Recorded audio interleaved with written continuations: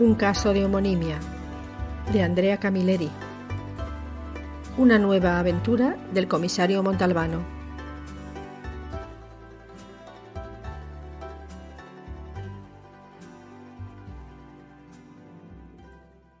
¿Quieres hacer el favor de explicarme mejor esta historia?, preguntó enfurecido Montalbano.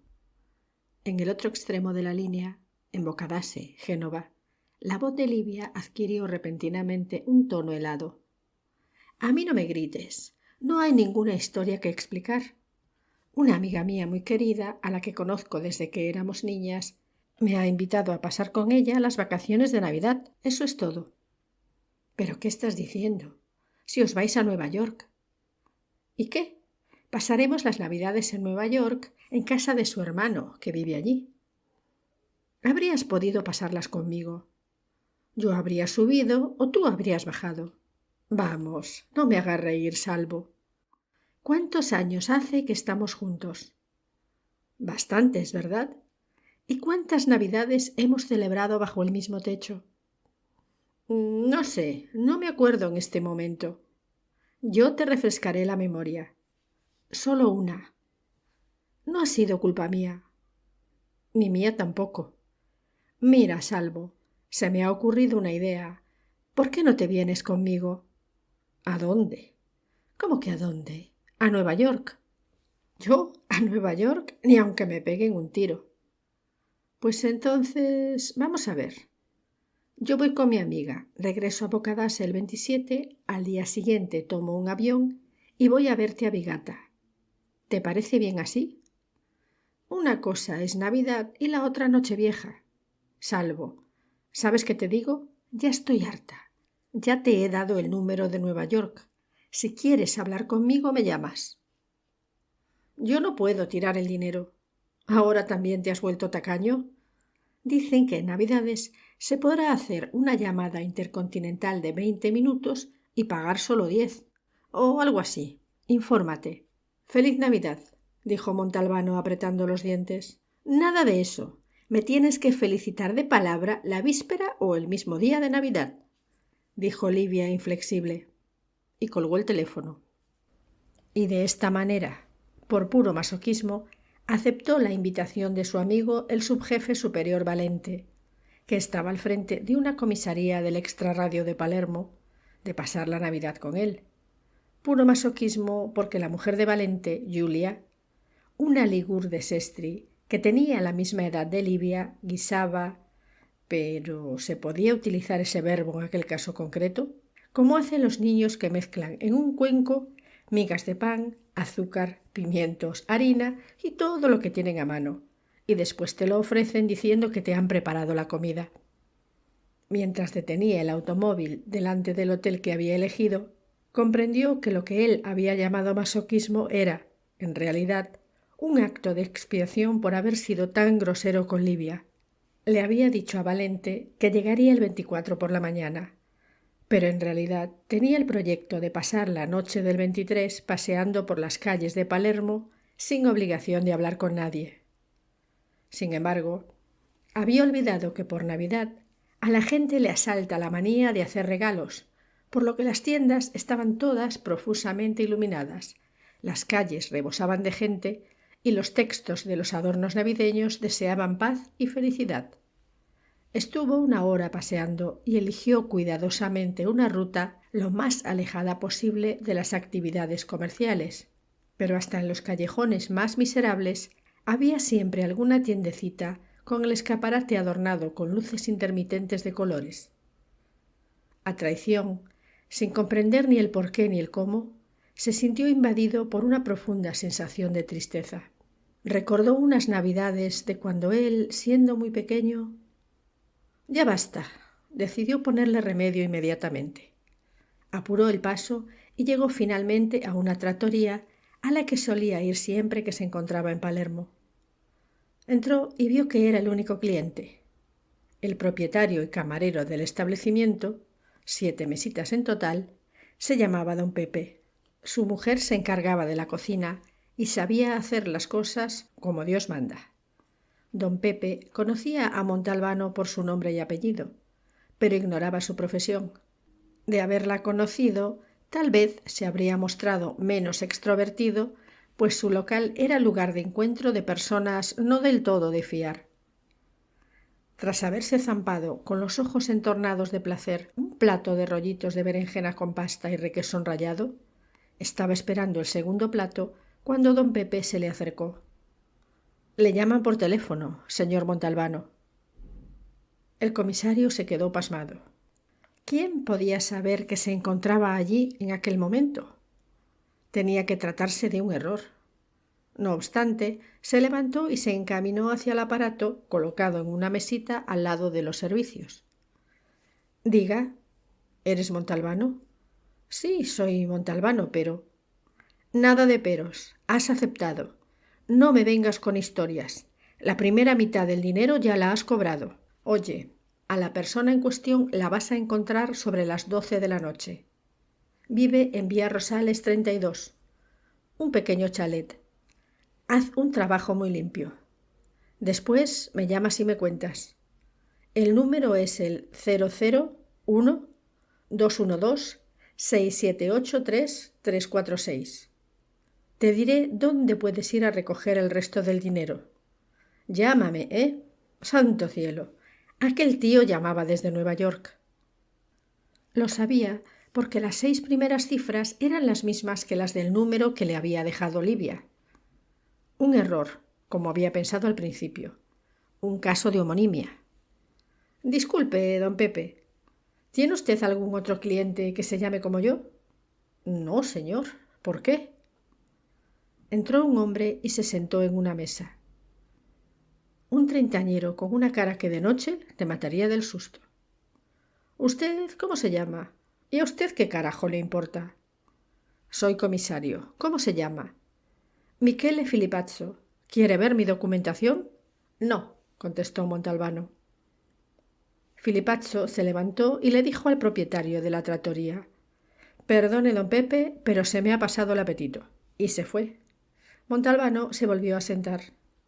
El segundo plato ya estaba sobre la mesa y despedía unos efluvios divinos. También se le habían pasado las ganas de comer.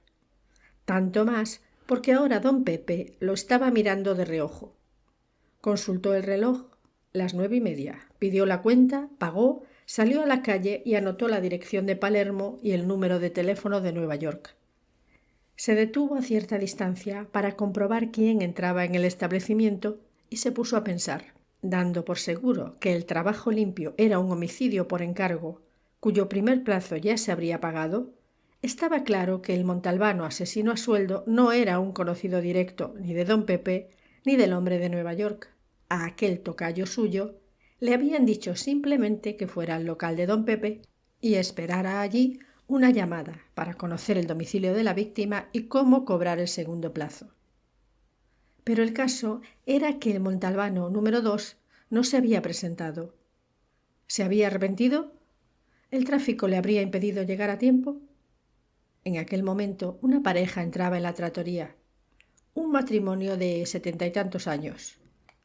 Estaba empezando a tener frío y la cazadora de piel no era suficiente para hacerlo entrar en calor. Transcurrió otra media hora. Estaba claro que el otro Montalbano ya no aparecería.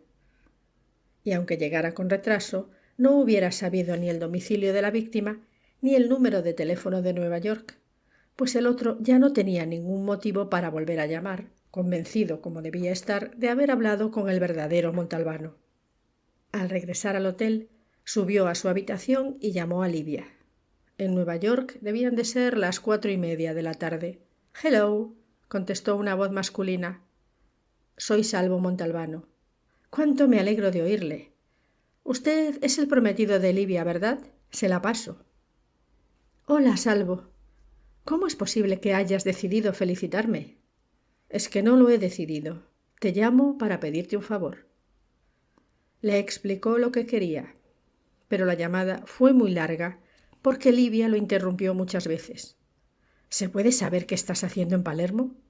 Eso quiere decir que hubieras podido venir aquí.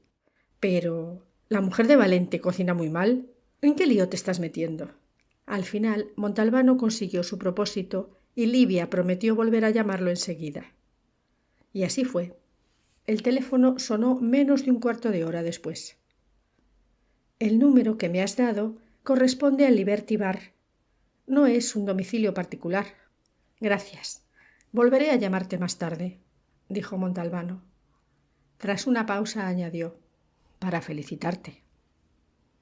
Un bar cualquiera de Nueva York, una trattoria cualquiera de Palermo. Eran hábiles, auténticos profesionales. No se conocían directamente. Los números no eran particulares. ¿Qué hacer ahora? Eran las 11, así que tomó una decisión. Bajó al vestíbulo y consultó el callejero de Palermo.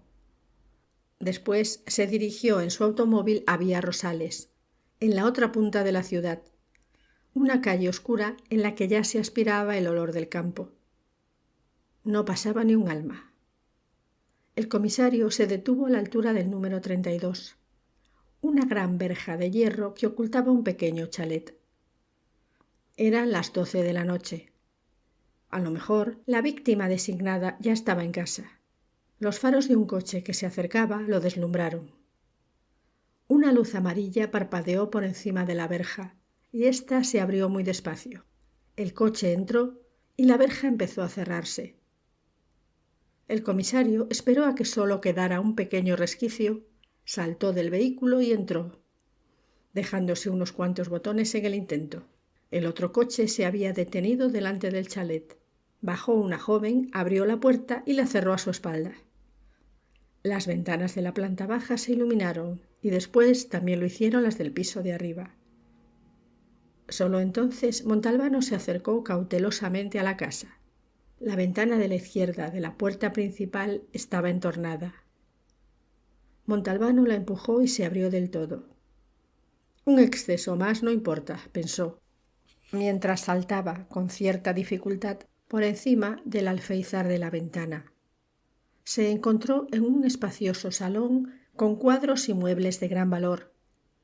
Una ancha escalinata de madera, cubierta por una mullida alfombra, conducía al piso de arriba.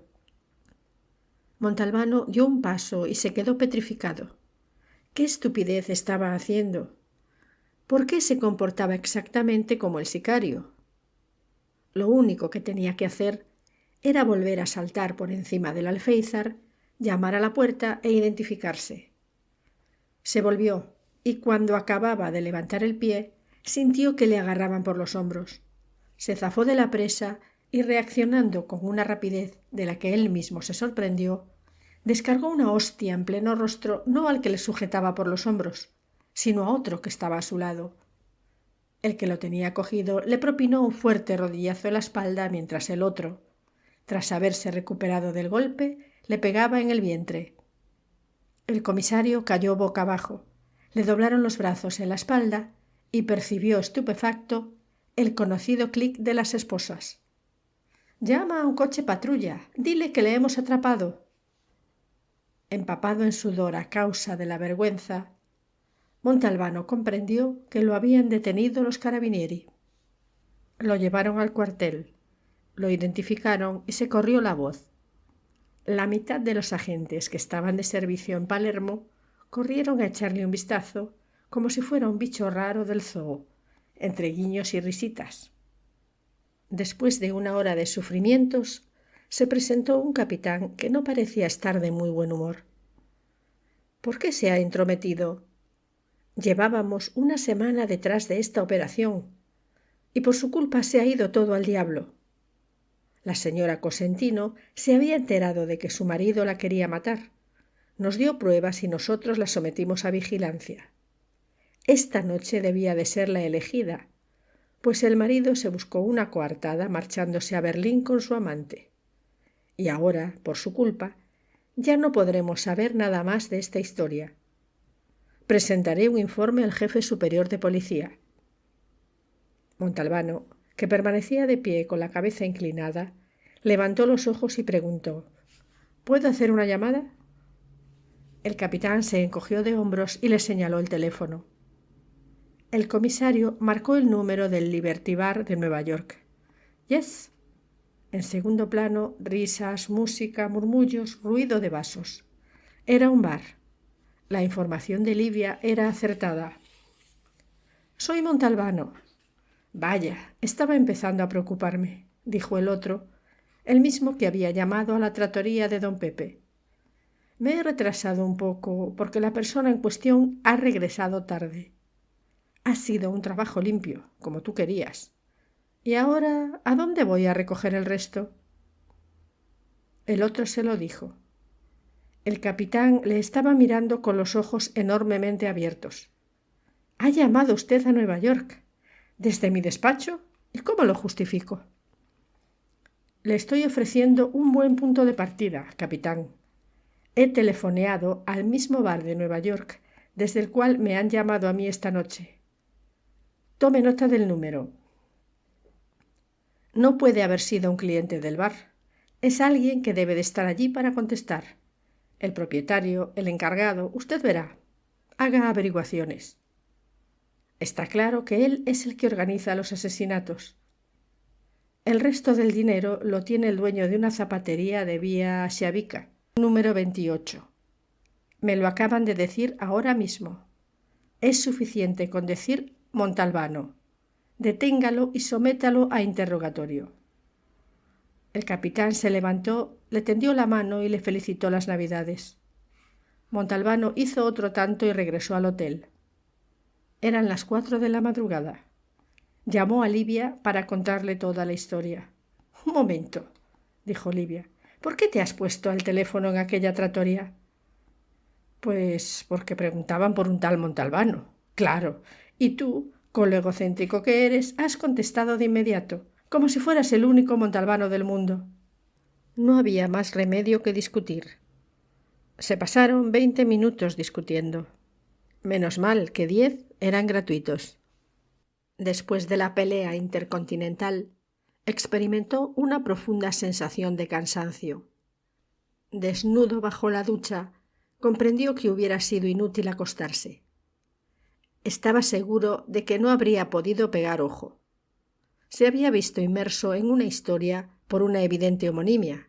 Había quedado como un idiota con los carabinieri. ¿Y ahora lo dejaba correr todo como si nada hubiera ocurrido? El resultado fue que estaban dando las 5 de la mañana cuando se vio delante del número 28 de la Vía Schiavica. Allí no había ninguna zapatería. El número correspondía a un portal impecablemente limpio y a aquella hora debidamente cerrado. Junto a los timbres del portero electrónico constaban los nombres de los que vivían allí. A la izquierda había una tienda cuyo rótulo decía «Adamo, frutas y verduras». A la derecha había otra tienda, Charcutería di Francesco. Pensó que a lo mejor no había entendido bien el número. Quizás habían dicho el número 38. Recorrió unos metros. En el 38 había una empresa de pompas fúnebres. Nada, no tendría más remedio que recorrer con más paciencia que un santo toda la calle, a ver si encontraba el rótulo de una zapatería. En aquel momento, montado en una bicicleta, vio acercarse a un ángel. Para la ocasión, el ángel vestía uniforme de vigilante. «Buenos días», le dijo Montalbano haciéndole señas de que se detuviera. «Buenos días», contestó el otro, apoyando un pie en el suelo. «Soy comisario», dijo Montalbano mostrándole la placa. «Dígame». «¿Sabría usted, por casualidad, si en esta calle hay una zapatería?» «No». La respuesta había sido inmediata e inequívoca. «¿Está seguro?» «Vaya si lo estoy. Llevo por lo menos 4 años prestando servicio en este sector. La zapatería más próxima se encuentra 4 travesías más allá, en Vía Pirrota, en el número 70, me parece. Gracias. Feliz Navidad». «Lo mismo le digo». ¿Por qué desde aquel bar de Nueva York le habían facilitado deliberadamente, de eso estaba completamente seguro, una dirección equivocada o inexistente al presunto asesino a sueldo? Mientras regresaba al hotel, vio un bar abierto. Entró y el aroma de los bollos calientes, recién sacados del horno, lo distrajo de sus pensamientos. Se comió 2, acompañados de un café triple. Salió, se acercó a un kiosco que estaba abriendo y compró el periódico. Caminando muy despacio y sin saber a dónde ir, pues los 3 cafés habían eliminado cualquier posibilidad de dormir, empezó a pasear leyendo las páginas de sucesos, las que más le interesaban. A continuación venían las páginas necrológicas. Cada vez que Livia reparaba en aquella manera suya de leer el periódico, le echaba una bronca. Pero, ¿se puede saber por qué te interesan tanto las esquelas? Porque sí. ¿Qué significa porque sí? Significa lo que he dicho. No sé por qué lo hago, pero lo hago. ¿Acaso un aficionado al deporte no mira primero las páginas deportivas? Ah, sí.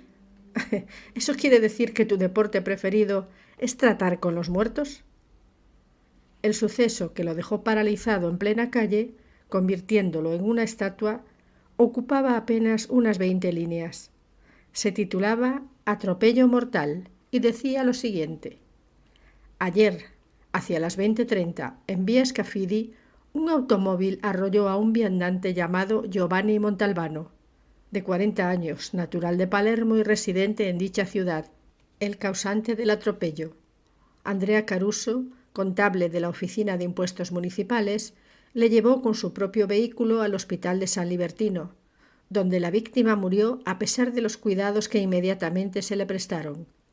Numerosos testigos coinciden en señalar que Montalbano cruzó corriendo la calle tras haber salido inesperadamente de una callejuela, por lo cual los intentos de frenar de Caruso fueron infructuosos. Montalbano ha resultado ser un delincuente buscado por delitos contra la propiedad e intento de homicidio. Pasó un taxi. Montalbano levantó el brazo para que se detuviera, pero el vehículo siguió adelante. Enfurecido, el comisario echó a correr tras él. No se dio cuenta de que sus gritos llamaban la atención y provocaban el desconcierto entre los escasos viandantes. Al final, el taxi se detuvo. Montalbano abrió la portezuela y se sentó al lado del conductor. «No estoy de servicio». «Pues te pones ahora mismo». El taxista lo miró con expresión ceñuda y Montalbano le devolvió otra todavía peor. «¿A dónde le tengo que llevar?» «Primero a vía Scafidi y después a vía Loiacono, a la trattoria de un tal Pepe. ¿La conoces?» El enojado taxista no contestó. Se limitó a ponerse en marcha y a maldecir como un loco a los escasos vehículos que pasaban. Como Montalbano había previsto, vía Scafidi se encontraba a unos 100 metros del local de Pepe. Ya puestos, le dijo al taxista que lo llevara al hotel. «¿Cuándo terminará este rollo?», murmuró el otro. «Vamos a pensar un poco», se dijo Montalbano tumbado en la cama en calzoncillos, camiseta y calcetines. «Un imbécil que se apellida como yo es contratado para que asesine a una señora. El imbécil no conoce el domicilio de la víctima. Le será comunicado en cierto establecimiento mediante una llamada desde Nueva York. Mi tocayo, que llega con retraso, se dirige corriendo a la trattoria de Pepe, pero le arrolla un automóvil y muere poco después. Por una casualidad que raya en lo increíble, yo, que me apellido Montalbano como él, acudo a esa trattoria y contesto a la llamada. Y ocurre lo que ocurre. Al cabo de unas horas, soy yo el que llama a Nueva York y allí me facilitan una dirección equivocada. La primera era correcta, pero la segunda no. ¿Por qué? Vamos a reflexionar. Durante la primera llamada, los de Nueva York no tienen ninguna posibilidad de pensar que se ha producido una confusión, pues Giovanni Montalbano acaba de morir en el hospital y me facilitan la información correcta. Al cabo de unas horas yo les llamo a ellos, les digo que todo ha ido bien y les pregunto a dónde tengo que dirigirme para cobrar el resto del dinero, y ellos me facilitan a propósito una dirección equivocada. Hacen deliberadamente una cosa que puede resultar muy peligrosa para ellos. Si no pagan lo que deben, el asesino a sueldo, es decir, si lo colocan en la situación de no poder cobrar la mitad del dinero, se exponen a su reacción. Cierto que todo ha sido organizado por profesionales, pero si se corre la voz de que los de Nueva York no pagan los trabajos que encargan, está claro que será perjudicial para la organización. Sería algo así como un suicidio comercial. Solo queda una conclusión, sencilla y trivial. Mientras a mí me sometían a interrogatorio en el cuartel de los Carabinieri, alguien les ha revelado lo ocurrido con la señora Cosentino. A saber, que el sicario encargado del trabajo no había acudido al chalet y en su lugar se había presentado un cabrón, es decir, el que suscribe. Cuando he llamado, me han dado una respuesta inteligente. Me han tranquilizado durante unas cuantas horas mientras ellos en Nueva York hacían desaparecer las huellas de la organización. De repente, todo quedó a oscuras. No en el sentido de que se apagara repentinamente la luz, sino en el de que los párpados de Montalbano se cerraron y se quedó dormido sin darse cuenta, amodorrado por el cansancio y el calor del radiador puesto al máximo. Le despertó el teléfono. Miró el reloj. Había dormido 3 horas. «Señor Montalbano, hay un capitán de los Carabinieri que desea hablar con usted. Pásemelo». «Señor Montalbano, soy el capitán de María. Nos conocimos anoche». Tuvo la sensación de que al pronunciar la última frase, el señor capitán se cachondeaba un poco de él. «Dígame», contestó enojado. «Quisiera intercambiar unas palabras con usted».